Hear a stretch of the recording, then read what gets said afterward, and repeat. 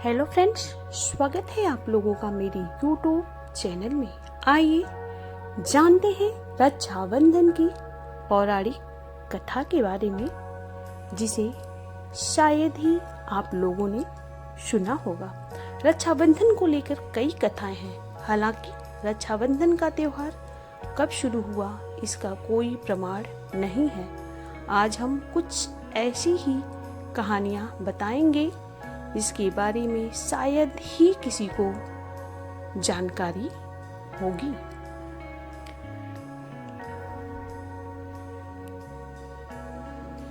माँ लक्ष्मी और राजा बलि की कहानी। पौराणिक कथाओं के अनुसार जब असुर राजा बलि के दान धर्म से खुश होकर भगवान विष्णु ने उनसे वरदान मांगने को कहा, तो राजा बलि ने विष्णु भगवान से अपने साथ पाताल लोक में चलने को कहा और उनके साथ वहीं रह जाने का वरदान मांगा। तब विष्णु भगवान उनके साथ वैकुंठ धाम को छोड़कर पाताल लोक चले गए। वैकुंठ में माँ लक्ष्मी अकेली पड़ गई। भगवान विष्णु को पाताल लोक से वैकुंठ लाने के लिए माता लक्ष्मी ने अनेक प्रयास करने लगी। फिर एक दिन माँ लक्ष्मी राजा बलि के यहाँ एक गरीब महिला का रूप धारण करके रहने लगी। जब माँ एक दिन रोने लगी, तब राजा बलि ने उनसे रोने का कारण पूछा। माता लक्ष्मी ने बताया कि उनका कोई भाई नहीं है, इसलिए वे उदास हैं। ऐसे में राजा बलि ने उनका भाई बनकर उनकी इच्छा पूरी की और माता लक्ष्मी ने राजा बलि की कलाई पर रक्षा सूत्र बांधा।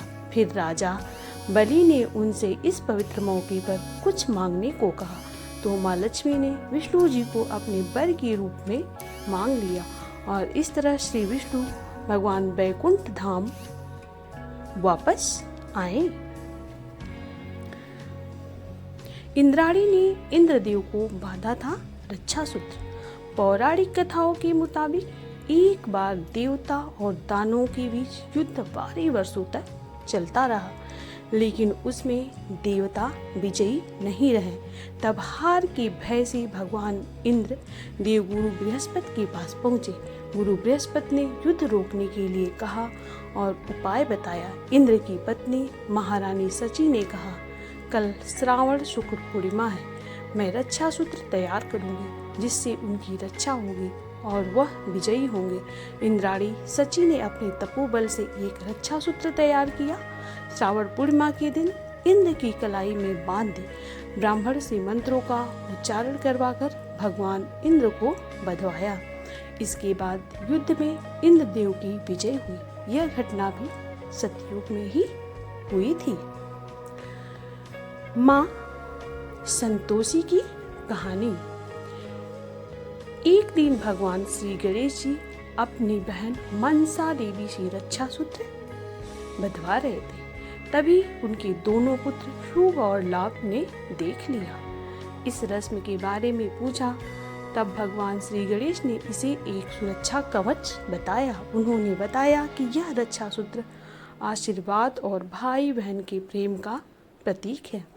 यह सुनकर शुभ और लाभ ने अपने पिता से जिद की कि उन्हें एक बहन चाहिए और अपने बच्चों की जिद के आगे हारकर भगवान गणेश ने अपनी शक्तियों से एक ज्योति उत्पन्न की और अपनी दोनों पत्नियां रिद्धि सिद्धि की आत्मशक्ति के साथ इसे सम्मिलित किया।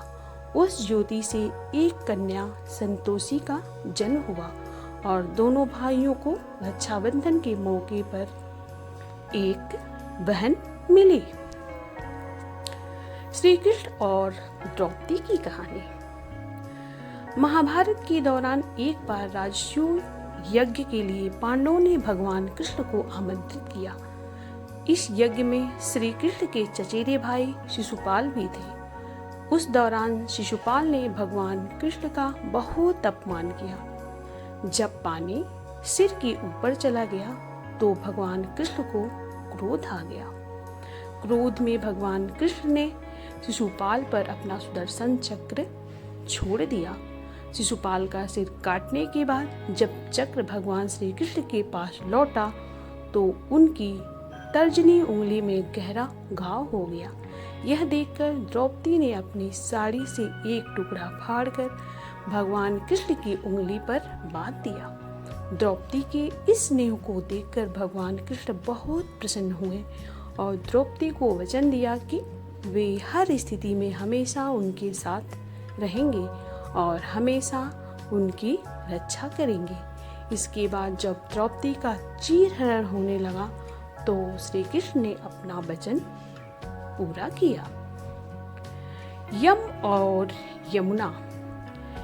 एक पौराणिक कहानी के अनुसार मृत्यु के देवता यम अपनी बहन यमुना से 12 वर्ष तक मिलने नहीं गए।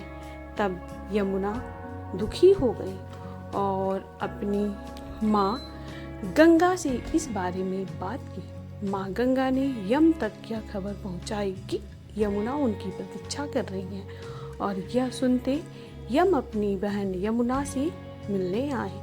यम को देखकर यमुना बहुत खुश हुई और उनके लिए बहुत सारे व्यंजन भी बनाए।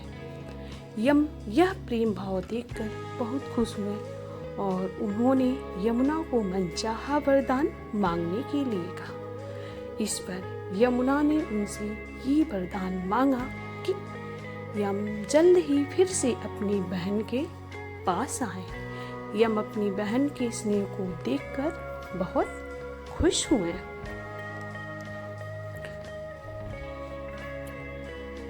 महारानी कर्णावती और सम्राट हुमायूं की कहानी। जब चित्तौड़ पर सुल्तान बहादुर शाह आक्रमण कर रहे थे तब महारानी कर्णावती ने अपने राज्य की सुरक्षा के लिए सम्राट हुमायूं को राखी भेजी और उनसे अपनी रक्षा की गुहार लगाई।